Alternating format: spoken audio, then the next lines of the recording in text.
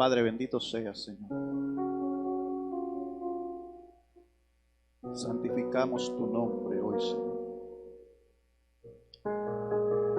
Elevamos tu nombre, oh Señor.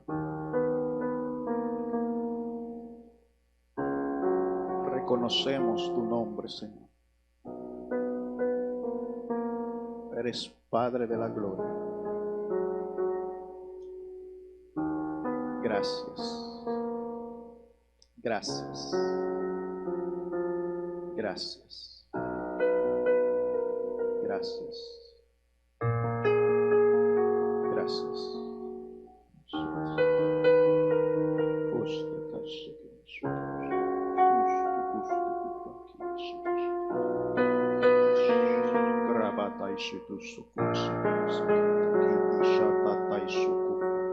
Gracias, Señor, por sanidad, por libertad, por pan, por vino, por aceite, por sangre,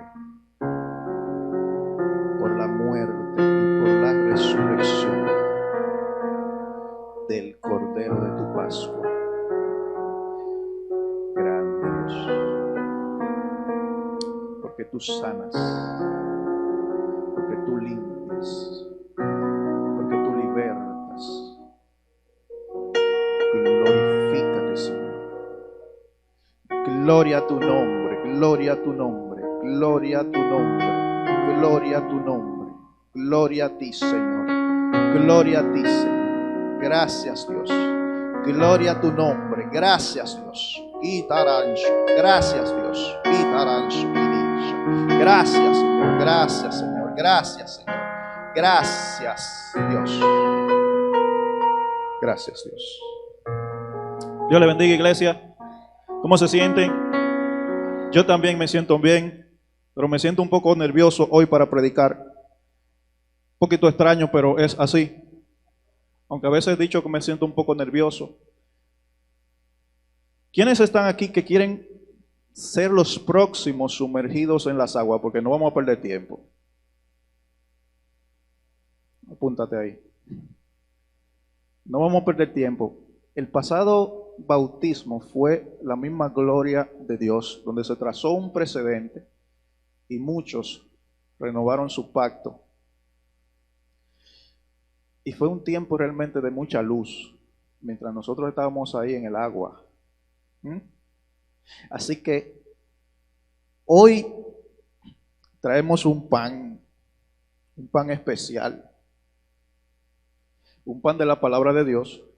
Yo espero que ustedes, aunque sea con su atención, me ayuden a predicar hoy, porque vamos a hablar de un tema bajo el nombre Descodificando el Cordero Pascual. Tiene todos sus apuntes, sus utensilios para hacer apuntes, sus lápices, su mascota, su Biblia, aunque sea en el celular. Tienen toda su atención para la palabra de Dios hoy. Conserven su gozo, conserven su gozo. Tienen todas sus vasijas destapadas. Destape su vasija, vamos a ver. Quítense la tapa de la vasija, exactamente. Mientras usted le presente al Padre su vasija destapada, usted lo que está diciendo es que usted tiene voluntad y actitud de recibir lo que Él trae. Pero recordemos que cuando la vasija se llena, que usted según la vaya tapando y la vaya poniendo al lado, a esa misma consecuencia se va cesando el aceite, ¿verdad? Eso fue lo que le pasó a la viuda. Cuando su actitud merma para recibir, entonces la señal que usted le está dando a Dios es que en cierta manera usted no está haciendo su diligencia, ¿verdad? Pero siempre hay aceite y siempre hay otorgamiento de Dios. Vamos en el nombre de Jesús a Éxodo capítulo 12 y quiero leer textualmente, aunque siempre la primera lectura me encargo realmente de hacerla, aunque sea un poquito larga, pero importante acotar, es importante agotar esa primera lectura que siempre va a ser el fundamento de una de una enseñanza nutrida. Así que vamos a escucharla atentamente porque voy a leer textualmente en la Reina Valera del 60, que tengo aquí delante de mí. Luego vamos a ir desglosando, como de costumbre, diferentes conceptos que nos van a encaminar a una buena edificación de domingo. Un buen plato fuerte, importante para nuestro crecimiento. Todos dicen amén, ya lo tenemos. Éxodo capítulo 12, partiendo del verso 1, descodificando el Cordero Pascual. Inmediatamente ustedes me digan amén, me darán la señal para arrancar en el nombre del Padre, del Hijo y del Espíritu Santo. Bien, ok. Habló Jehová a Moisés y a Aarón en la tierra de Egipto diciendo: este mes os será principio de los meses. Para vosotros será este el primero en los meses del año. Hablad a toda la congregación de Israel diciendo: en el 10 de este mes tómese cada uno un cordero según las familias de los padres, un cordero por familia. Mas si la familia fuere tan pequeña que no baste para comer el cordero, entonces él y su vecino inmediato a la casa tomarán uno según el número de las personas, conforme al comer de cada hombre. Siempre los hombres han comido mucho. Conforme al comer de cada hombre, haréis la cuenta sobre el cordero. El animal será sin defecto. Macho de 1 año lo tomaréis de las ovejas o de las cabras, y lo guardaréis hasta el día 14 de este mes, y lo inmolará toda la congregación del pueblo de Israel entre las 2 tardes. Y dice el verso 7, y tomarán de la sangre y la pondrán en los 2 postes y en el dintel de las casas en que lo han de comer. Y aquella noche comerán la carne asada al fuego y panes sin levadura. Con hierbas amargas lo comerán. Ninguna cosa comeréis de él cruda, ni cocida en agua, sino asada al fuego, su cabeza con sus pies y sus entrañas. Ninguna cosa dejaréis de él hasta la mañana. Y lo que quedare, en caso de que quedare, ¿verdad?, hasta la mañana, lo quemaréis en el fuego. Solamente hay una forma de deshacerse. Solamente hay una forma kadosh, una forma santa de deshacerse de lo que quedare del cordero, pero la orden es comerlo todo. Ahora, si te sale el sol comiendo y todavía hay partes, has de quemarlo en el fuego. Lo quemaréis en el fuego, y dice Jehová, y lo comeréis así. Ceñidos vuestros lomos, calzados en vuestros pies, y vuestro bordón en vuestra mano, y lo comeréis apresuradamente. Es la Pascua de Jehová. Pues yo pasaré aquella noche por la tierra de Egipto, y heriré a todo primogénito en la tierra de Egipto, así de los hombres como de las bestias, y ejecutaré mis juicios en todos los dioses de Egipto, yo Jehová.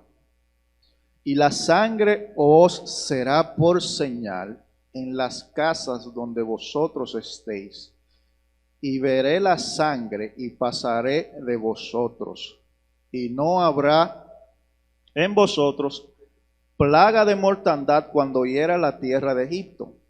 Dice el 14, y este día os será en memoria, y lo celebraréis como fiesta solemne para Jehová durante vuestras generaciones, por estatuto perpetuo lo celebraréis.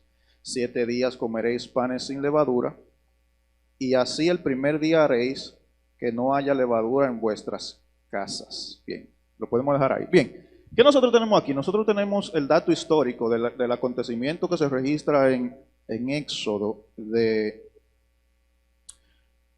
ese contexto en el que Dios hiere a Egipto con plagas. Y estamos hablando de lo que sería la última plaga en la víspera de la liberación del pueblo hebreo del yugo de Faraón. Es decir, Dios envía lo que Él le llama sus maravillas para manifestar su poder y su voluntad y su plan para con Israel en un proceso de liberación. Y ahora nosotros necesitamos realmente contextualizar para ir como si fuera que estamos en una escalera, a los pies de una escalera, escalón por escalón, hacia nuevos niveles del entendimiento de esta palabra, porque empezamos de una historia que tiene su sentido literal a la descodificación del Cordero que nosotros tenemos aquí. Cuando hablamos de descodificación, nosotros necesitamos realmente un sistema que nos ayude a ver más allá de lo que está puesto de manera literal. O sea, es así como nosotros podemos tener la enseñanza de la palabra de Dios que parte desde una historia donde ninguno de ustedes, ni aún yo, estábamos ahí, pero que aún así trasciende hasta el sol de hoy y es palabra de Dios capaz de ayudarle a usted y a mí conforme al estilo de vida salvífico que nosotros tenemos que ver. Bueno, yo no sé cuántos de ustedes o cuáles de ustedes se da la tarea de indagar las escrituras, lo leído, o sea, lo escuchado, que acaban de escucharme, y lo leído, lo que lo acaban de leer, y entender que las escrituras, Dios te está hablando a través de las escrituras, así que a cualquiera de nosotros puede llamarle la atención un concepto como otro. O sea, lo que a mí me llama la atención no es precisamente lo que le llama la atención a Máximo. Lo que a Máximo le llama la atención es precisamente el área que Dios quiere trabajar en Máximo. Y eso ocurre también en la biología. Cuando yo de repente tengo hambre por una fruta específica, quiere decir que los nutrientes de esa fruta específica yo los necesito en ese momento. Hay veces que a mí se me antoja un guineo y eso es una señal biológica de que me hace falta potasio. Porque Dios todo lo que hizo, lo hizo sustentado en una verdad. Es decir, Él no puso un sistema caprichoso en nuestras vidas, sino que Él puso un sistema bien objetivo para que nosotros podamos vivir y sobrevivir y tener dominio en nuestras vidas. ¿Me doy a entender? Entonces, al haber leído lo que yo leí, en algunos de ustedes hay cosas que les resaltaron. En otras ocasiones yo he dicho, bueno, vamos a ver cuáles son las cosas que realmente resaltan para usted en el texto. Yo le voy a decir las mías. Estamos hablando de Cordero y así se titula el mensaje de hoy, descodificando el Cordero.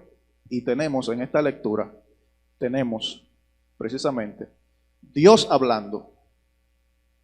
Cuando Dios habla, dice, habló Jehová a Moisés y a Aarón. ¿Quiénes saben que cuando Dios habla hay que escuchar? Si Dios habla en calidad de instrucción, ¿es algo a prestarle atención o hacerle indiferente? Así que lo que Dios hace es impartirle de manera verbal unas instrucciones muy específicas respecto a algo que Él tiene que hacer. Entonces nosotros tenemos que ubicarnos en tiempo y espacio como punto de partida, antes que nada, antes que sacar el significado, lo que le llamamos interpretación. Antes de sacar el significado, darle el sentido a una palabra, nosotros tenemos innecesariamente que partir del contexto histórico literal. Vamos a decir que ese es nuestro primer escalón, lo histórico literal, ¿verdad? ¿Estamos aquí? Bien, entonces para entenderlo mejor, entonces nosotros tenemos el tiempo histórico donde Dios dispone liberar de la cautividad al pueblo hebreo. ¿Cuánto tiempo fue que duró bajo el cautiverio de Egipto? 400 años. Entonces, ¿qué ellos hacían ahí? ¿Cómo se desarrolló ese pueblo ahí? ¿Qué se presume? Que el pueblo era esclavo. ¿Qué se presume? Según otros estudios teológicos, no era una esclavitud como tal, sino que era un convenio donde dentro del pueblo de Egipto ellos tenían ciertas libertades, pero por el convenio le debían su fuerza física laboral para edificar las ciudades solemnes, no de la solemnidad del único y sabio Dios, sino del sistema religioso sacerdotal de egipcio. Así que por 400 años ellos se desarrollaron, aunque haciendo vida a libertad relativa, tenían 400 años bajo un sistema religioso opuesto al de la libertad que sugiere ser hijos de Dios. Así que tenemos el pueblo hebreo 400 años de historia sin rendirle culto o servicio a Dios. Y ya nosotros conocemos cómo Dios escoge, cómo Dios con sus virtudes escoge y saca de un milagro, ¿verdad? Un milagro, Moisés, de las aguas, es decir, lo libera cuando es un bebé. Había un edicto muy similar a lo que se repite en diferentes ocasiones históricas, de aniquilar a todos los varones. Porque eso sí tienen las civilizaciones influenciadas por las tinieblas, que ellos creen en Dios. ¿Por qué ellos creen en Dios? Porque cuando había un augurio o una palabra que promete que Dios escoge hombres y mujeres, entonces ellos se movilizan en relación a eso, porque hubo una movilización para matar a los varones. Porque la tiniebla siempre supo que de un varón escogido venía su derrota. Así que eso mismo que pasó en el tiempo de Jesucristo, de nuestro Señor, estaba pasando en ese contexto, pero con Moisés. Ustedes recuerdan cuando nació Moisés. ¿Ustedes recuerdan? ¿Quién recuerda? ¿Usted estaba ahí? Bueno, la madre de Moisés lo da a luz. Y ante la amenaza, él es colocado en una barquilla, en una arquilla, como le llaman, en un barquito hecho de junco, calafateado para que no se hunda, ¿verdad? Y lo ponen en el fabuloso río Nilo, un río que representa uno de los dioses egipto, un río al que ellos adoraban literalmente en Egipto. Y viene Moisés llorando, como dicen los historiadores también, ese río supuestamente tiene una de las especies de cocodrilo más grande, que es el cocodrilo del Nilo. Así que los riesgos estaban ahí, con un niño llorando, con un cocodrilo que, bueno, dicen que lloró o no lloró, bueno, estaba ahí, era un niño indefenso, estaba flotando en el río Nilo lleno de agua que se podía hundir y ahogar, pero además era carne para cualquier cocodrilo que se pusiera de curioso, ¿verdad?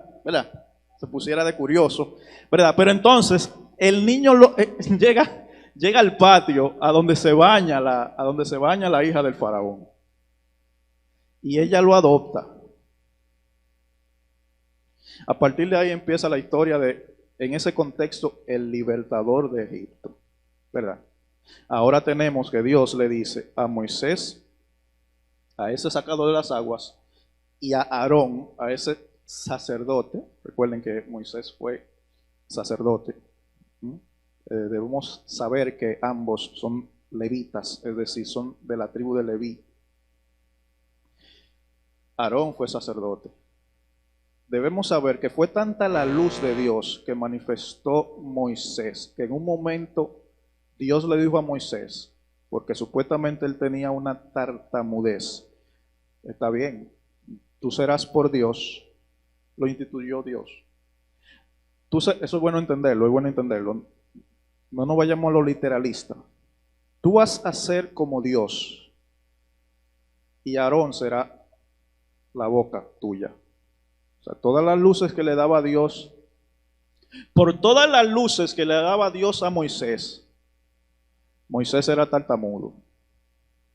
Él tenía tanto, pero una discapacidad de explicarlo, todo lo que recibía. Entonces, él tenía un problema de dislexia, tenía una tartamudez, no podía expresar verbalmente las tantas luces que Dios le daba. Así que, ¿quién era el interlocutor sacerdotal? Entonces fue Aarón. Entonces él le dice a Moisés y Aarón, le da las instrucciones. Por eso vemos que trabajan a la par necesariamente. Entonces se tiene que dar el principio de la unidad entre ellos. Entonces dice, habló Jehová a Moisés. Entonces empieza Jehová a impartirle instrucciones que al pie de la letra tienen que suceder. Y así mismo entonces nosotros vamos a otro escalón donde ahora nosotros vamos a ver las cosas un poquito más allá de lo literal. Y nosotros necesitamos comprender frente a quién ellos estaban lidiando. ¿Cuál era la necesidad de liberación? La necesidad de liberación revela el sistema opresor que desde los tiempos del Edén empezó a dominar. Y ese sistema opresor ha tenido diferentes representantes. Estamos hablando de las tinieblas influenciando los poderes de gobierno en el mundo. Y estamos en el tiempo del imperio egipcio. Pero venimos que desde el principio de los tiempos históricamente ese poder opresor, el poder de las tinieblas operando a partir del permiso que le otorgó Adán por su error. A partir del error de Adán y Eva, pues se mete el príncipe de esta tierra y él distribuye la organización político-espiritual de la tierra. Así que el sistema de gobierno empieza a influenciar los hombres de gobierno y tenemos primero el imperio mesopotámico, tenemos luego egipcio y así con el tiempo se va manifestando los griegos, se van manifestando los romanos y en sentido general se va manifestando lo que se le llama la Gran Babilonia ya en el tiempo de, ¿verdad? Pero todo es parte de un mismo sistema con diferentes culturas y a través de los tiempos. Entonces estamos contextualizando en el tiempo de Egipto. Y en Egipto está el sistema de gobierno faraónico. Faraón en este tiempo es simplemente una consecuencia de poderes cuyo objetivo en lo espiritual era atajar la simiente divina por medio del cual Dios enviaba su Cordero Redentor. Así que todos los movimientos de las tinieblas siempre fue persuadir de que el hombre nunca contacte y dé con la simiente de vida, que es que le va a traer el plan salvífico para que todos nosotros pudiéramos estar aquí hoy conmemorando la resurrección. Bien, entonces, para darnos a entender, ¿qué quiere decir realmente, más allá de lo literal, pero partiendo de ello, Faraón? Etimológicamente, Faraón tiene diferentes ramas, partiendo de la raíz. Etimológicamente, cuando hablo de lo etimológico, siempre estamos hablando de términos literales. ¿Y qué nosotros encontramos de haber hecho una pequeña investigación respecto a este personaje tan interesante? Faraón representa, que significa etimológicamente, de manera literal,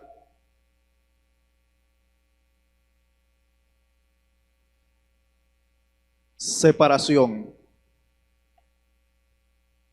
Pero Faraón significa anulación. Pero Faraón significa revelación. Tres cosas. Separación. Ya anteriormente hemos dicho que separación es equivalente a la muerte. Del griego apoginomai, ¿verdad? Como hemos dicho antes. La muerte es la separación que ocurre de un miembro cuando es separado del cuerpo, entendiéndose que en el cuerpo está la vida. Pero vamos a hacerle el ejemplo que siempre hemos hecho este ejemplo porque es sencillo de entender. Que la mata de mango, usted venga y le corte una rama y la tire al campo así sin darle atención, o la rama simplemente se va a morir, se va a secar. Una rama cortada no va a producir más mango. Sin embargo, ¿a dónde debemos ir para encontrar el mango? Entiéndase el fruto, a la planta, ¿verdad? Entonces, ¿qué ocurrió con la mata cuando yo le corté una rama? ¿Qué ocurrió con la rama? Una separación. Entonces, de manera literal y etimológicamente, Faraón, la palabra que en el original es para Faraón, tiene tres vertientes certeras etimológicamente, y una de ellas es separación. En la primera significa que él representa el sistema de muerte que te separa por muchos años de la vida. Así que por 40 y tantos años el sistema faraónico simplemente era un interruptor del pueblo. un interruptor entre Dios y el pueblo.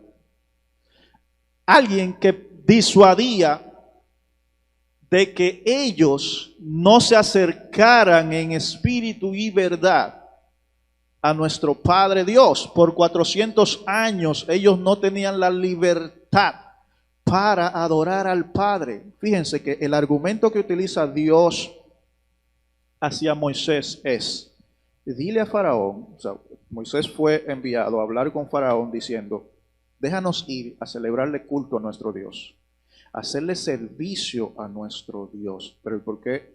Se pregunta, ¿pero por qué no le pueden celebrar culto a Dios aquí adentro? No. Dios siempre te hace un llamado hacia tierras separadas, porque ahí está el concepto de la santidad. Era tanto Egipto que ellos tenían dentro que necesariamente, valga la redundancia, necesitaban una separación de tierras, que se respiraba multitudes de dioses, donde hasta el río era un dios. Entonces usted necesita salir de un lugar donde hasta el agua que usted se echa merece una plegaria, donde hay ritos hacia el río Nilo. 10 plagas que Dios le llama sus maravillas, es bueno saberlo, las maravillas de Dios, le fueron enviadas a Egipto porque por cada una de esas plagas ahí había una deidad egipcia. Entonces cada una de las plagas era simplemente para herir un principado egipcio. Son 10 escalones. A propósito, el número 10 significa plenitud entre la tierra y el cielo. Por lo tanto, hay 10 mandamientos. Por lo tanto, muchas cosas que con el estudio podemos entender. Miren lo que pasa. Tenemos que Faraón significa separación, porque por 400 años el sistema faraónico te separa de Dios.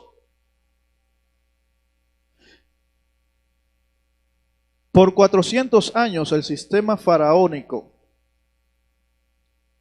te separa de Dios. Es una época, leo textualmente una nota que escribí aquí, es una época bajo la cual el pueblo de Dios no ocupaba tiempo de calidad para adorar a Dios. Sus afanes les eran aumentados para distraerlos tanto como para que carezcan en tiempo y calidad. ¿Escucharon? ¿Escucharon? ¿Qué fue lo primero que hizo? ¿Qué fue lo primero que hizo Faraón ante la propuesta de Moisés?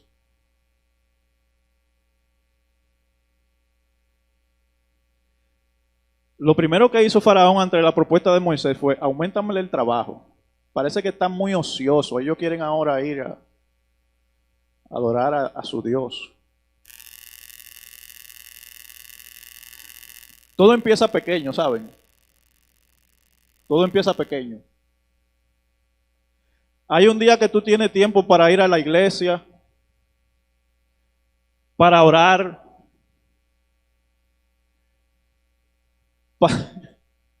y de repente tu calendario de vida está tan ahogado que hasta una clase de macramé te inventaste de 10 a 12 de la noche.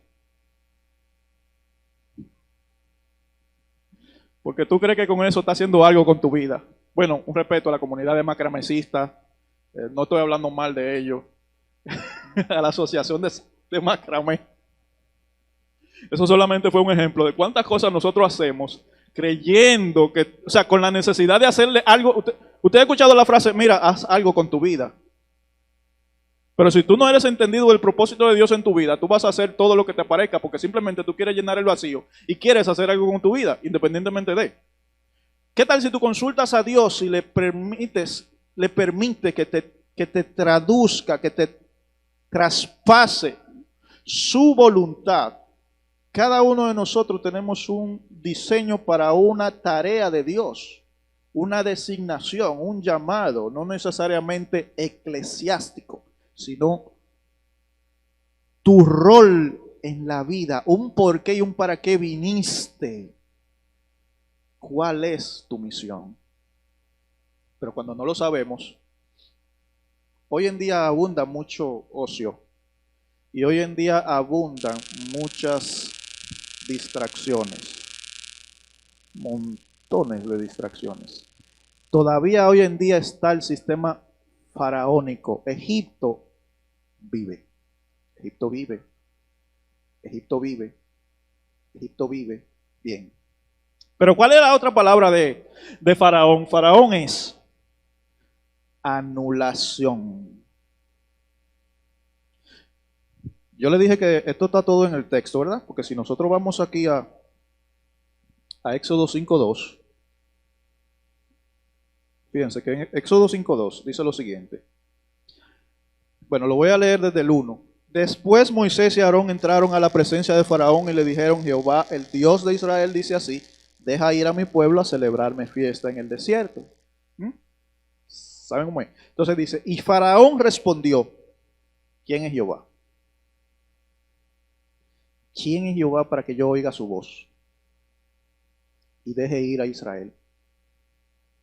En cierta manera él estaba diciendo: añeñe.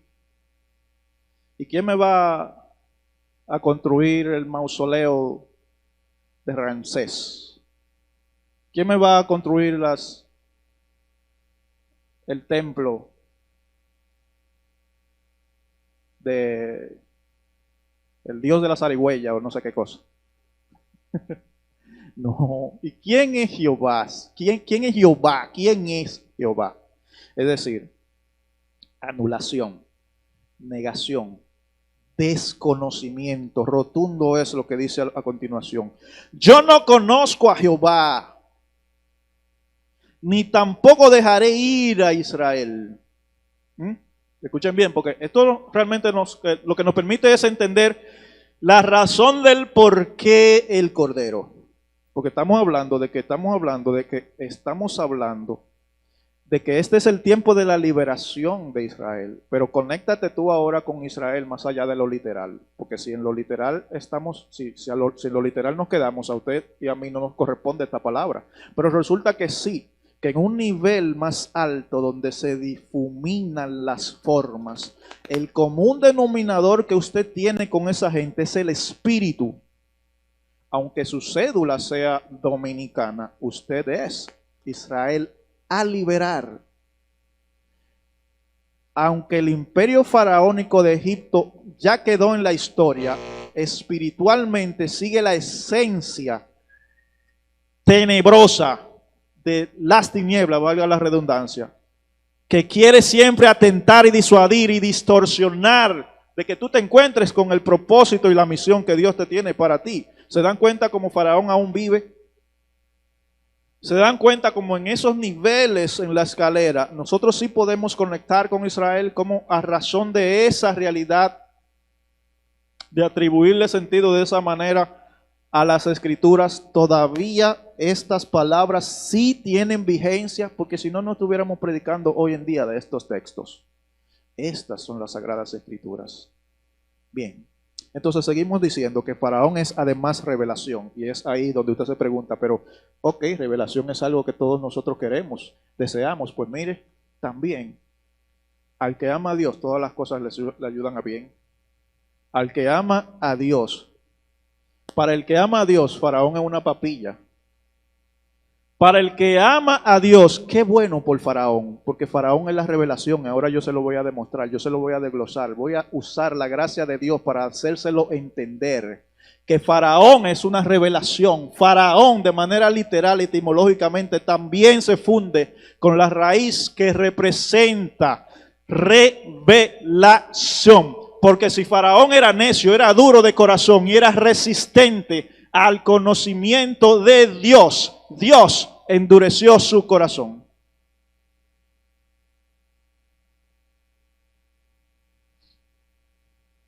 Gloria a Dios por Faraón.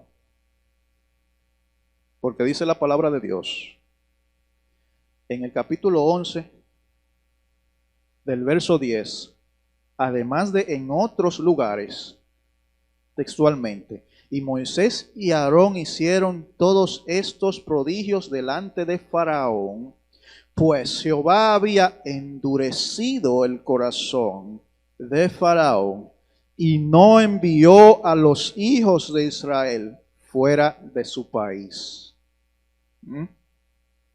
Dice arriba en el 9, y Jehová Dios dijo a Moisés, Faraón no oirá, para que mis maravillas se multipliquen en la tierra de Egipto.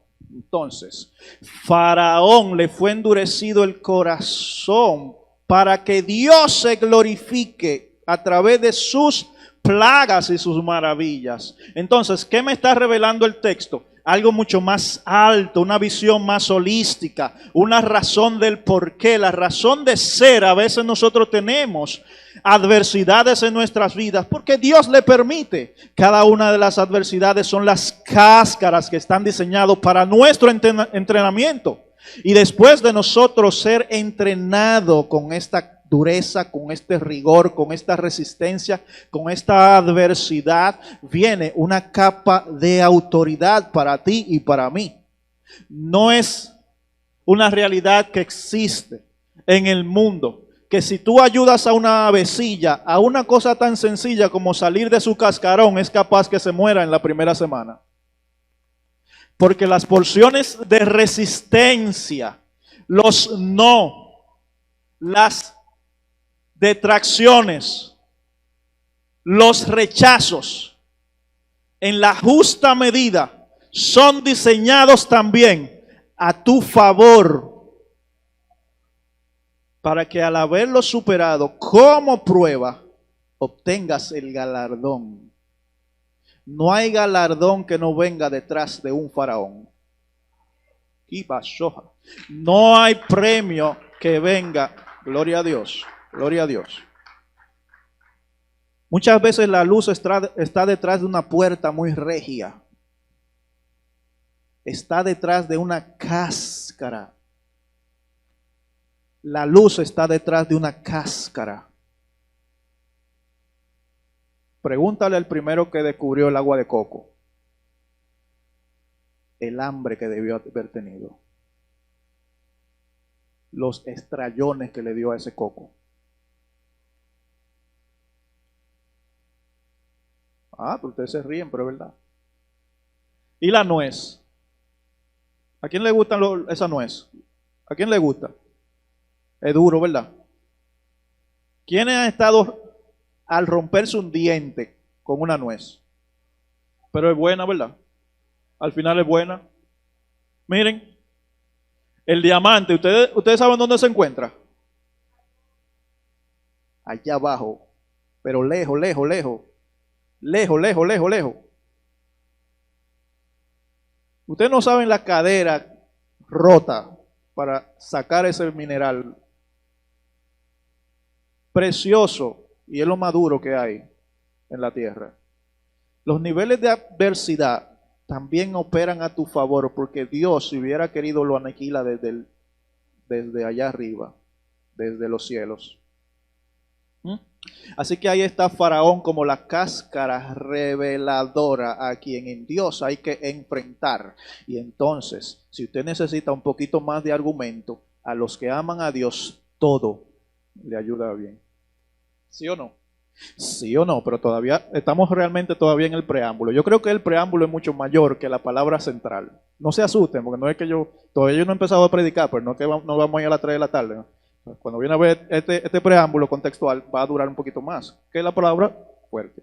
Pero bueno. Entonces, entonces ya nosotros estamos en contexto.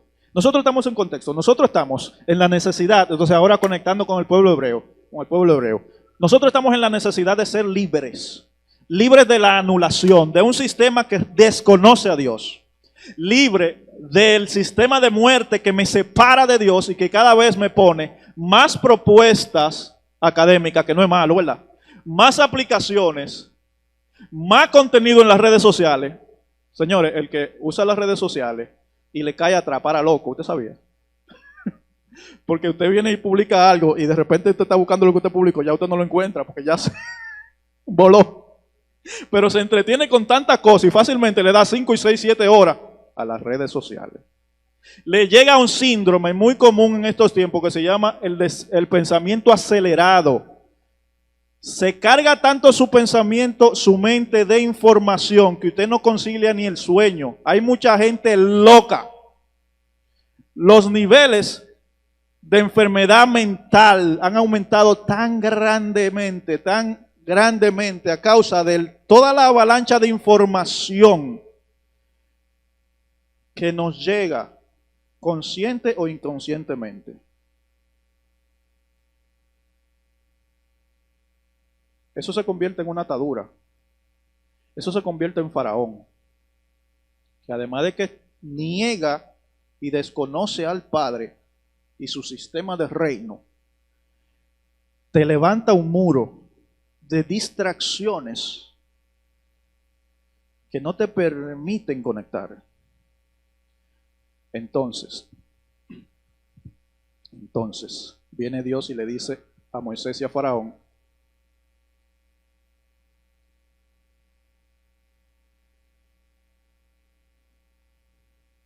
les dice, este mes os será principio de los meses. Para vosotros será el primero de los meses. Pero escuchen este acontecimiento. Dios le da instrucciones respecto a un cordero que tienen que escoger. Dice que a partir del momento que ese cordero, que ustedes tienen interacción con ese cordero, dice que a partir del momento que ustedes matan ese cordero, a partir del momento que nosotros acogemos las instrucciones precisas de tomar la sangre de ese cordero ya inmolado y ponerlo en los dinteles de la puerta, a partir de ese momento tú eres nuevo. ¿Y en qué lo dice? En que a partir de ese momento, todos los días pasados, se le pone una tacha y ese es el comienzo de tus días. Dice, a partir de ahora va a ser el primer mes de tu vida. Entonces se recalendariza a partir de ahí y decimos que aparte del calendario civil existe un calendario bíblico. La razón por la que aquí dice 5782, que ya es el 2, y no dice 2022, aunque también, es porque ese 5000 inició ahí cuando estamos leyendo. El primer mes de esos 5782 días, de esos 5782 años, fue aquí. A partir de que Dios se encuentra contigo y tú tienes un encuentro con el Cordero, Zoila. A partir del momento que tú acoges la sangre del Cordero y lo pones sobre tus dinteles y te lo comes completo, es en ti un nuevo nacimiento. A partir de ahí se renueva la esencia de tus días. A partir de ahí tú debes empezar a contar los días. Señores, aquí hay gente que tienen 58 años cronológicos y 10 años en Dios. El que tiene 10 años en Dios, yo lo felicito, es jovencito, no se crea viejo. Digo, independientemente de su edad cronológica, pero el que está lleno de Dios no le afecta la edad cronológica. Amén. ¿Verdad? ¿Quiénes saben eso? Ustedes saben mucho eso. Lidia, ¿usted sabe de eso? ¿Usted no ha visto gente en Dios que usted se sorprende cuando le dicen su edad? Que usted creía que eran más jóvenes. Oh, yo pensé que tú eras más joven, pero tú pareces un muchachito. Esa es la gracia de Dios, ¿verdad? O sea, tú empiezas a nacer, tú empiezas a vivir realmente en el Espíritu a partir de que tú naces, a partir de que tú tienes un encuentro con el Cordero. Entonces, ¿qué le dice? ¿Qué le dice? Más, el verso 4, más si la familia fuera tan pequeña que no se baste para comer el Cordero, entonces él y su vecino inmediato a su casa tomarán uno según el número de las personas conforme al comer de cada hombre. Haréis la cuenta sobre el Cordero, el animal será sin defecto, macho de 1 año, lo tomaréis de las ovejas o de las cabras, y lo guardaréis hasta el día 14 de este mes, y lo inmolará toda la congregación del pueblo de Israel. Estamos hablando de unidad de necesidad de tener la experiencia, la necesidad de tener la experiencia de estar allí, de estar de manera frontal, aceptando el sacrificio de un cordero, de un cordero que es en ese entonces sombra profética de la manifestación de el cordero, ¿verdad, Juan? De el cordero de Dios, inmolado por nuestras transgresiones, que ya aquí todos sabemos de qué es, pero vamos a seguir más allá en los escalones de esta escalera, y tomarán de la sangre. Entonces ahí yo hice unas anotaciones, perdón, yo hice ahí una tacha, porque esas son las cosas que más me llamaron la atención, lo que yo estoy compartiendo con ustedes. Tomando ellos de la sangre del cordero, dice, y tomarán de la sangre. ¿Y qué representa la sangre? La sangre representa el vehículo de los componentes vitales, es decir, la vida es la sangre. La vida es la sangre, dice Dios. Y yo la he reservado para el sacrificio, dice Dios en Levítico. La vida es la sangre, por eso no comamos morcilla, mi gente, la vida es la sangre. Bien, dice, y tomarán de la sangre y no pondrán en los dos, y la pondrán en los dos postes y en el dintel de las casas que han de comer. ¿Y cuáles son los postes y el dintel? Miren, imagínense que aquí hay una entrada, una puerta, ¿verdad? Una puerta. Entonces los postes son los postes, 1, 2, y el dintel es la parte de arriba. Si ustedes escuchan hablar de la palabra umbral, el umbral es el espacio aéreo donde está colocado los elementos físicos. Los marcos izquierda y derecha de la puerta son los postes y luego el dintel. Entonces, ellos, por las instrucciones de Jehová, iban a tomar la sangre de ese cordero y cada uno en su casa lo iba a untar la sangre con los dinteles. ¿Y para qué realmente estaba ocurriendo todo eso? Esas eran las instrucciones precisas de Dios. Si tú, desconectado de esta realidad, ves una persona de repente derramando sangre, vamos a irnos allá a ese contexto, y tú no entiendes lo que está pasando, fácilmente tú puedes estipular que esa persona está haciendo una cosa rara. ¿Y qué es esto? ¿Qué cosa rara es esta? ¿Pero qué es esto? Pero vamos a concentrarnos en el nivel de simbología, la potencia de esta palabra, más allá de lo literal. Bien, tenemos la sangre ahora del cordero. Ya el cordero fue inmolado, fue matado. Su sangre ahora es un elemento esencial que me está conectando a la realidad de un pacto. Miren, en ese momento bíblico, o sea, en ese contexto histórico bíblico existe un concepto que se llama el pacto del umbral. Esa parte de una casa era un lugar especial donde se establecían los pactos. Habían diferentes elementos de pactos. Tenemos el altar, tenemos las puertas, el tema del umbral, y tenemos las mesas.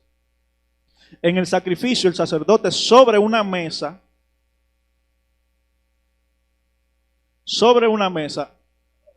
emitía una bendición, una bendición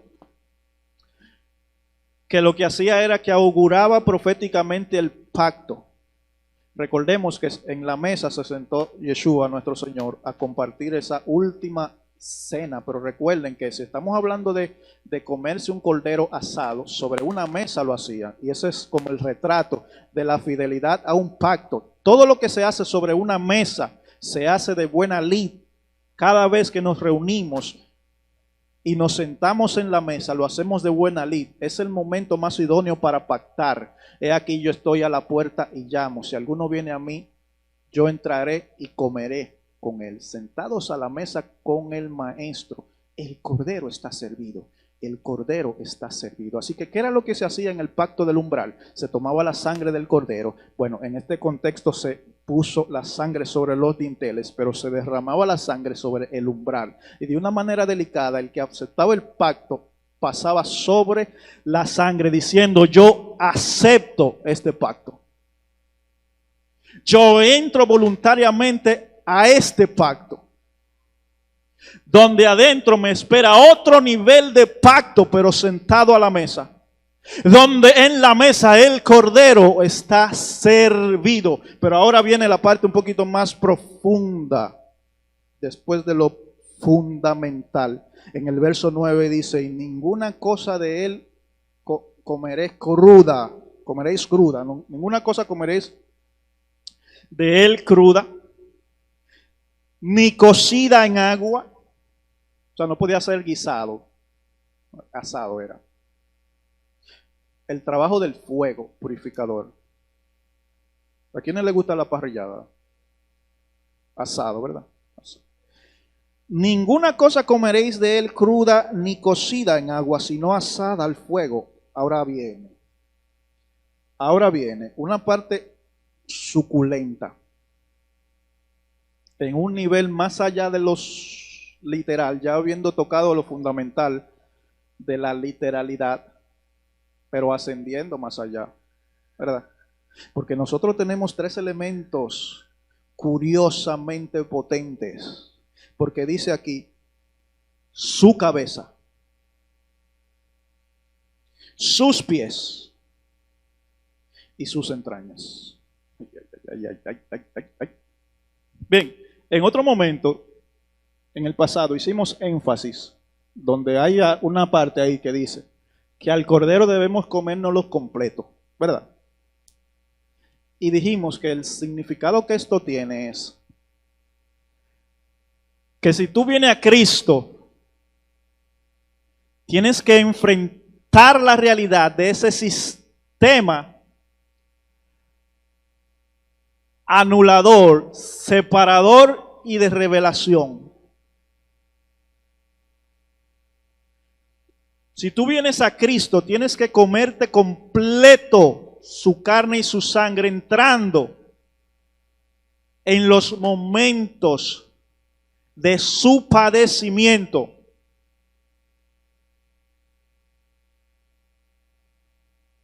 Porque sin ese padecimiento no hay gloria. Sin asumir la responsabilidad de ese sufrimiento, crecer duele. Porque después de usted atravesar con la resistencia que Dios le da, ese adversario, usted tendrá unas cuantas llagas del camino. ¿Sabe que Pablo se regocijaba de unos cuantos pocos latigazos que le daba la vida por seguir al Cordero? Entonces, ¿qué hacemos nosotros a veces dando reversa porque nos dimos un cacazo? No es para dar reversa, es para resistir hasta atravesar la adversidad. Al Cordero hay que comérselo completo, con sus clavos y sus espinas. Completo.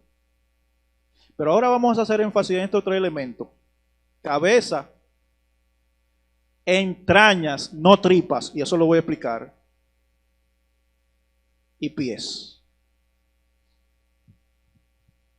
¿Qué nosotros tenemos en la cabeza? ¿Perdón? El cerebro. En un sentido literal, el cerebro, ciertamente. Vamos a empezar por lo literal primero. Tenemos las orejas. ¿Conectado a qué? A la capacidad de escucha. Tenemos los ojos. ¿Cuán importantes son los ojos? Conectado a la vista. Estamos hablando biológicamente cuando decimos vista. Ahora, estamos hablando espiritualmente cuando decimos visión. Tenemos los ojos y el ojo del espíritu. Bien, vista y visión. Tenemos el olfato. ¿Sabe a qué alude el olfato? Al discernimiento. Usted sabe que el mundo espiritual se olfatea. Dios tiene su olor. Y los espíritus inmundos son pestilentes. Si Dios le despierta esa sensibilidad, usted podrá oler a los espíritus contrarios. De la misma manera que en el ambiente donde hay gloria se siente el olor de Dios. Yo no sé si ustedes han tenido experiencia con eso. Bien. Discierne. Pero tenemos la boca. Y dentro de la boca está la lengua. Cosita terrible. ¡Ay, santo! Cosita terrible. ¡Ay, santo! La lengua. Y en todo ese conjunto decimos que tenemos la cabeza. Cómete la cabeza del cordero. Te está diciendo, ponte el yelmo de la salvación. Te está diciendo, tus pensamientos sean los de Cristo. Tus ojos para ver sean los de Cristo. Tu discernimiento sea de Cristo. Tu habla provoca eventos de vida y de muerte. El que quiera ver días buenos, refrene su lengua de mal. Sea tu boca la de Cristo. Sí, aleiso, manso. Gracias Dios. Padre Dios, gracias. Pero nosotros ahora mismo abrimos una temporada. Jornada de limpieza. Una jornada de limpieza. Cómete la cabeza del cordero entera. Cómete la cabeza, y cómete las entrañas y no las tripas, si lo quiero explicar. Porque cuando hablamos de tripa, tenemos los intestinos. ¿Ustedes han ido a comprar pollo? Bueno, siempre a los pollos le sacan la tripa. Cuando hablamos de entrañas, estamos hablando de toda la parte interna que compone un ser físico. Pero entonces, en ámbitos espirituales, más allá de lo literal, tenemos el corazón. La parte dorsal contiene lo que son mis intestinos, lo que son mi estómago, lo que son los riñones, los pulmones y lo que son también todo el conjunto que inclusive está el corazón, ¿verdad? Entonces, toda esa parte interna lo que refiere es el carácter, la voluntad.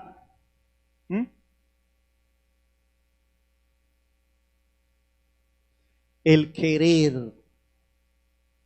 Bien, entonces tenemos pensamiento, voluntad, y los pies son la capacidad de dominio, íntimamente conectado y relacionado con mi diligencia, con mi andar, con mi caminar, con mi levantarme.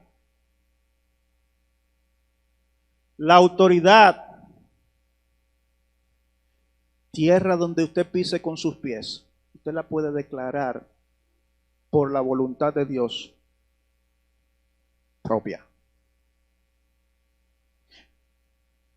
Dios te da a poseer, así le dijo al pueblo de Dios, toda tierra que pise la planta de los pies. Así le dijo literalmente en el aspecto histórico, en el aspecto literal al pueblo de Dios. Pero entonces, ¿cuántos de los que están aquí es pueblo de Dios? Y ninguno es de Israel, ¿verdad? Pueblo de Dios somos, ovejas de su prado. Gloria a Dios. ¿Estamos aquí? Entonces tenemos pensamiento, carácter, voluntad y diligencia, dominio, acción.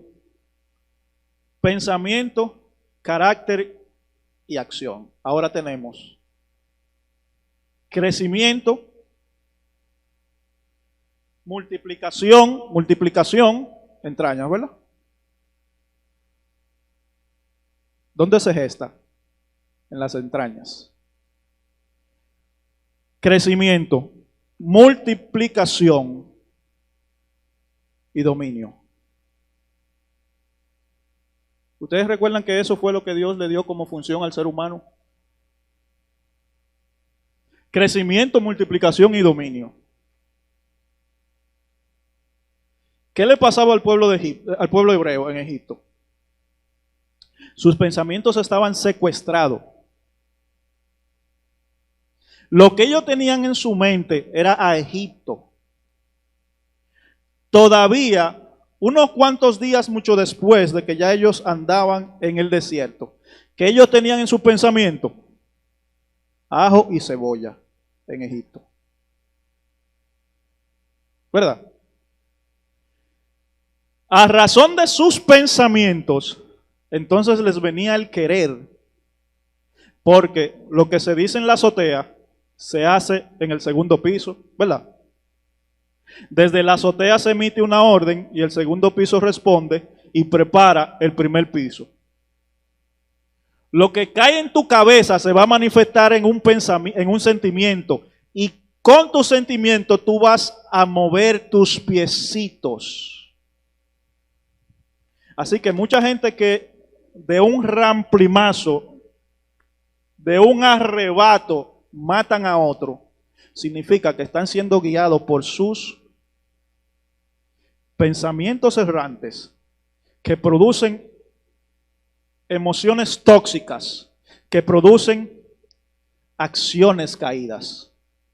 Todo eso engloba una conciencia a redimir, una conciencia de baja frecuencia, de miedo, de temor, de inseguridad, de maltrato, una voluntad, una personalidad torcida, uno que lo dirige en las tinieblas, uno que Faraón lo tiene cautivo. Redención en 3 niveles: pensamiento, sentimiento y acción. Limpieza en 3 niveles: pensamiento, sentimiento y acción. Pero si nos conectamos un poquito más a la parte del pensamiento, ¿qué dice la palabra de Dios? Así como piensa el hombre, tal cual es. El hombre es tal cual son sus pensamientos. Lo que está en tu mente te atribuye, acuérdate que la cabeza no solamente es mente, sino que también ahí están los ojos. Según tú piensas, así tú ves. Si tú te piensas rechazado, donde sea que tú vayas, no importa cómo de bien te traten, tú siempre le vas a dar vuelta al asunto y vas a interpretar que te están rechazando. Sin ser así, porque tú tienes un problema de base al que tú necesitas meterle cordero y estar a manso. Y tú necesitas sentarte en la mesa porque el cordero está servido. Comerte toda la cabeza, pero comerte las entrañas. Después de que te comes la cabeza, ya es más fácil comerte las entrañas. Porque ya tus pensamientos han sido trastocados. Ya la voluntad por comerte el resto está preestablecida a partir del pensamiento. Y no tengamos un pensamiento divergente luchando en tu interior. Hay veces que somos duales, hay veces que, como dice Pablo, nos ocurre a todos los seres humanos. Yo a veces hago lo que no quiero, por ejemplo, decía Pablo. Pero nos ha sucedido a nosotros todos, ¿sí o no? Y entonces hay veces que nos montamos sobre esa estructura faraónica en un fariseísmo de tener una careta para hacerle pensar al que me ve que lo que está en mi corazón es otra cosa. Porque yo tengo a veces una careta de sí como no. Mientras que en mi corazón yo tengo un no. Pues por eso yo necesito una careta para que tú creas que es sí. Entonces por eso Jesús le decía a los fariseos hipócritas. A ese grupo, ¿verdad? Ese pequeño grupo. Bien, pero nosotros, si seguimos, por ejemplo, y le vamos a dar más fuerza al tema del pensamiento, pues todo esto amerita realmente un gran desarrollo. Nosotros tenemos aquí a Filipenses 8. Filipenses 4, 8. Y dice de la siguiente manera: por lo demás, hermanos, todo lo que es verdadero, todo lo honesto, todo lo justo, todo lo puro, todo lo amable, todo lo que es de buen nombre. Si hay virtud alguna, si algo digno de alabanza, en esto piensa. Usted no tiene derecho a pensar. Bueno, quizás si usted quiere atribuirse el derecho, pues. Aquí el consejo es divino, mi gente. No hay razón de pensar en lo malo. ¿Por qué nosotros tenemos una inclinación a pensar primero en lo malo, y cuando se te agota todo lo malo, entonces tú empiezas a acariciar la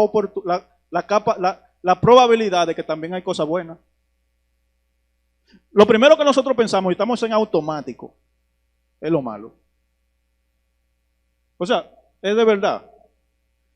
Miren, hay mucha gente que si se mete, por ejemplo, una pandemia, automáticamente ya se sienten que están enfermos. O sea, ya, eso es automático. La enfermedad está por allá Por ejemplo, hay gente que se armó un tiroteo en Ucrania, ya a ellos se le pegó una bala. O sea, de verdad. O sea, exagerando, pero es en serio. Hay gente que están tranquilos en su casa y cuando ellos planifican su viaje, ellos nunca dejan de planificar también que se van a accidentar en el camino. ¿Y por qué? ¿Por qué? O sea, ¿por qué? ¿Por qué esa inclinación al mal? Miren, es necesario nosotros auditar todos los días nuestros pensamientos. Dios te da una idea excelente para emprender. Y lo más sorprendente de todo, que el mismo día que Dios te dio esa idea excelente para emprender, ese mismo día te llega otra idea que te dice, no, pero que me va a ir mal. Entonces ahí mismo tú le das reversa. Ahí mismo, es toda cuestión de un mismo día. Ahí mismito va a decir, no, pero yo voy a fracasar. Pero ese mismo día en la mañana tú estabas brincando y diciendo, ya con esto que esta es la mejor idea que yo he tenido, pero en la mañana tiene la mejor idea, pero en la tarde esa misma idea es una desgracia. Entonces nosotros siempre tenemos esa dualidad. Mientras tanto, realmente, no hayamos trascendido en esos niveles, pero siempre vamos a tener esos niveles de lucha y sin embargo Dios siempre nos da esa capacidad de luchar y de vencer. Nosotros estamos diseñados a vencer. Yo te voy a decir algo ahora en relación a la adversidad, otra vez para recordarte, porque todo tiene que ver con lo que se mete en tu cabeza. Por eso está escrito que al que ama a Dios, todas las cosas le ayudan a bien. Es en la fuerza de Cristo. Él fue que murió, que también resucitó. Todo lo puedo en Cristo que me fortalece. En esta semana yo compartía algo con alguien y yo le decía, mira, estudiando a nivel de la botánica, a nivel de la naturaleza, que siempre me ha encantado observar y estudiar, yo veo cómo las plantas de olivo son diseñadas para vencer a pesar de. Un secreto que a partir de hoy ya no será tan secreto. Por ahí andan matas de olivo que tienen 3000 años y no se han muerto. Pero oye, ¿con qué fue que Dios codificó las plantas de olivo? Con unos niveles de resistencia que nada ni nadie lo puede superar. Y a ti te dice olivo. Olivo verde, olivo silvestre, plantado al olivo original. Un olivo se agarra sus raíces, investíguelo donde usted quiera, agarra sus raíces de las piedras que están debajo de la tierra. Cuando se da con una piedra, crece, por lo menos le da 3 vueltas a la piedra y se agarra. Pero usted sabe, desde los tiempos inmemorables, ¿cómo se cosecha el olivo? Porque ellos descubrieron que eso le ayuda. ¿Cómo se cosecha el olivo? Con una vara y se le cae a varazo. Véalo ahí, los documentales están ahí. Pero es un conocimiento ancestral, desde antes del desarrollo de las ciencias agropecuarias, agronómicas o qué sé yo. Ellos descubrieron que cuando tú haces como que maltrata el olivo, la próxima cosecha tiene más y es de mayor calidad. ¿Qué es lo que hace el olivo? Que esos golpecitos la estimulan. Sus raíces crecen más fuertes. Se agarra de la roca. ¿Y quién es la roca? Yeshua. ¿Verdad? Y la próxima cosecha será más firme, más fina, más pura, más perecedera. Pero del olivo se saca a puro tablazo el aceite. Y sin el aceite no hay luz en las lámparas. Y donde se prensa el olivo se llama Getsemaní, donde se aplasta y se le da más pelea al olivo, para que pueda de él salir el aceitico más fino. Bien.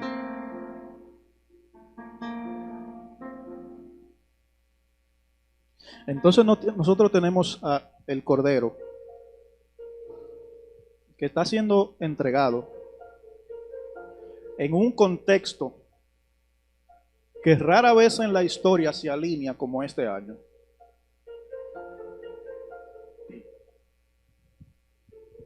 Porque ahora mismo en este año está alineado en el mundo griego y en el mundo Israel el mismo contexto histórico, donde aquí hay Pascua, Semana Santa. Ahora mismo allí hay Pesaj, Passover, Pascua. Por esa sangre se preserva tu vida. Hay una parte muy hermosa del secreto de esta palabra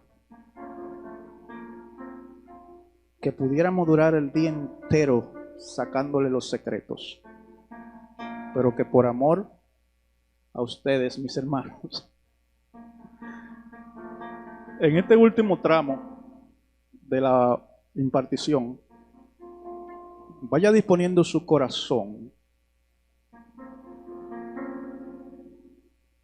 a comerse el cordero, porque el cordero está servido. No estoy haciendo un llamado precisamente a los que por primera vez van a aceptar a Jesucristo como Señor y Salvador, aunque también ellos van a venir, sino que esto es para todos, en memoria de Él, para que dispongan su corazón ante la necesidad de recibir la impartición. ¿Tiene alguna necesidad?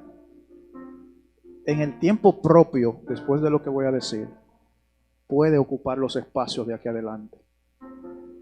Podemos orar entre todos. Podemos concientizar el momento de la entrega y la consumación de el Cordero. Resucitó, y a esa resurrección junto con Él subimos todos. A partir de la sangre de los dinteles, a partir de hacer caso de la instrucción,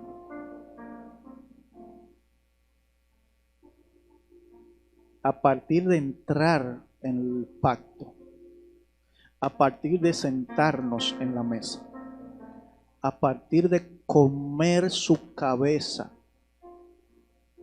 sus entrañas y sus pies, su pensamiento, su voluntad y su acción. Dice lo siguiente, en el verso 12, después del punto del primer párrafo. Perdón, lo leeré completo el verso 12. Yo pues pasaré aquella noche por la tierra de Egipto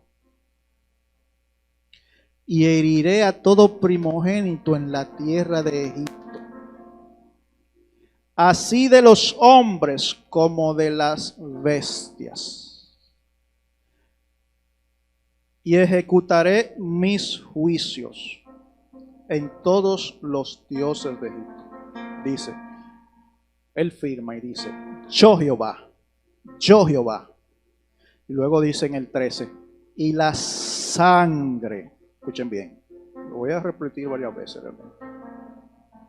Lo voy a repetir varias veces. Atención. Concientiza esto ahora. Ahora no pienses en un cordero. Piensa en la cruz. En su entrega. En la inmolación en ese contexto. Que ocurrió exactamente encima de la conmemoración en ese contexto histórico de ese primer cordero en el contexto leído de Éxodo. Piensa en Yeshua, en el cordero. Dice así, el 13, y la sangre. Entonces vea la sangre, vea la sangre. Si ve la sangre no puede dejarlo de ver a él. La sangre, dice, y la sangre os será por señal en las casas donde vosotros estéis. Y veré la sangre y pasaré de vosotros. Y no habrá en vosotros plaga de mortandad cuando hiera la tierra de Egipto. Dice, y la sangre será por señal. Miren, señal. Señal es una palabra que se llama, que dice de la siguiente manera. Taf. La sangre te será por taf, por señal. Esa taf es una letra para terminar el alfabeto hebreo. El alfabeto hebreo, así como el nuestro, termina con una Z. El alfabeto hebreo termina con una taf. ¿Y saben cómo se escribe? Con una letra. Esa letra tiene su forma. Pero antes de desarrollar las letras, la escritura era un dibujito. Antes de desarrollar las letras, todas las civilizaciones tenían un dibujito. El ejemplo de eso es el jeroglífico egipcio. Pero también en otras culturas, ellos tenían un dibujito que representaba la letra y después más tarde se diseñó la letra. ¿Ustedes saben cuál es ese dibujito?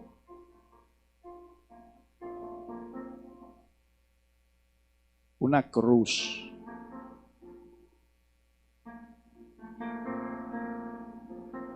Con esa cruz, ¿usted sabe qué se hace? Se firmaban los pactos. Esa cruz significa señal de consumación.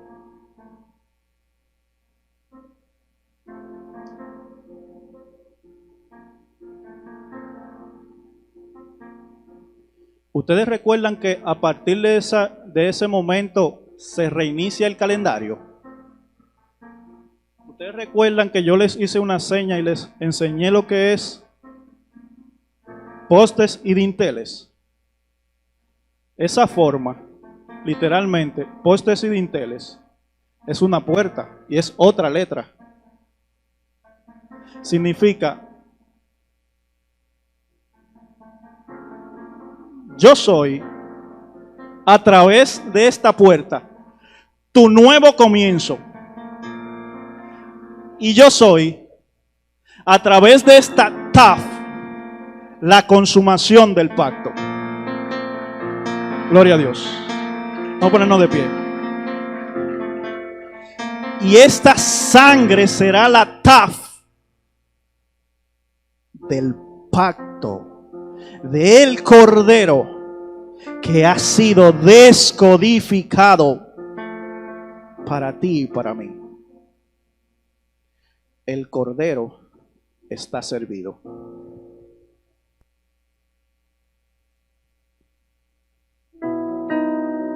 Gloria a Dios. Gloria a Dios. El Cordero está servido. El Cordero.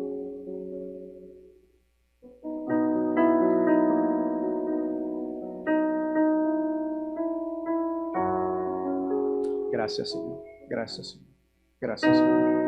Gracias, Señor. Gracias, Señor. Gracias, Señor. Gracias, Señor. Gracias, Dios.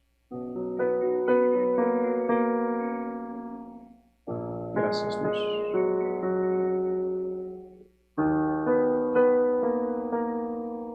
Padre, bendito sea tu nombre, Señor. Exaltamos tu nombre, te damos la gloria, oh Altísimo. Te damos gracias, Señor amado, por tus pensamientos, por tu voluntad, por tu dominio en nuestras vidas. Gracias, Señor amado, por el Cordero que fue entregado, Señor amado, primero que nada para cubrir nuestra desnudez.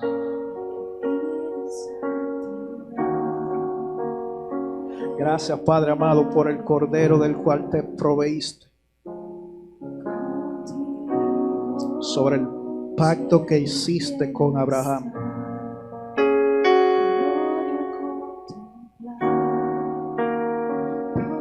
Al momento de llevar a sacrificio su hijo Isaac. Gracias, Señor, porque el Cordero ha sido servido desde antes de la formación del mundo. Porque fue inmolado ya.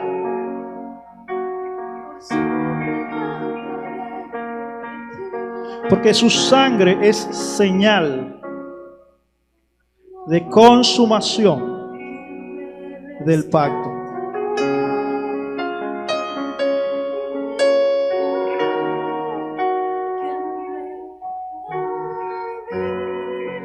Gracias, Señor, porque dispones la cabeza del Cordero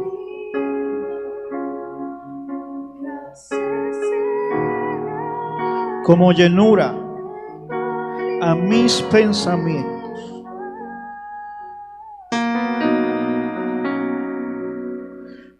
Porque abras tu mano y sacias el deseo de nuestros corazones. Preservas mis entrañas por las entrañas del Cordero. Gracias, Señor.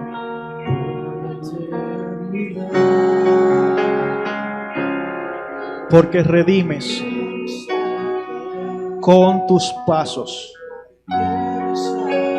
mis pisadas.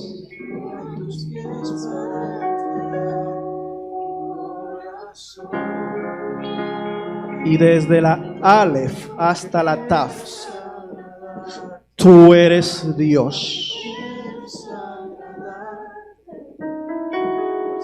Gracias. Gracias.